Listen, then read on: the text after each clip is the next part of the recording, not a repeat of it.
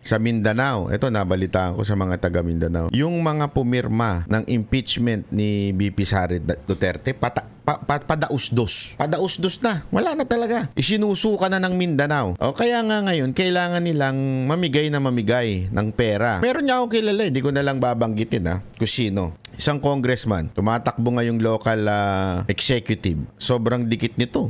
So, sobrang dikit nito, grabe mamigay ito ng kung ano-ano. Oo, namimigay ito ng kung ano-ano. Sa kanyang para manalo siya. Kasi olat na olat na to, pinagtatawanan to dun sa tinatakbuhan niya. Sobrang olat niya, kung ano-ano na lang pinamimigay niya. Imported, local, TikTok, pasayaw-sayaw. Naglalakad nga ito sa karsada, walang pumapansin dito sa animal na to Gusto niyo ng clue kung sino ito? Dahu itong congressman na ito na malaki ang nakulimbat. Tapos ginagamit niya ngayon sa pamimigay diyan sa city, lungsod na kung saan siya tumatakbo. Unang clue, small bill daw ito.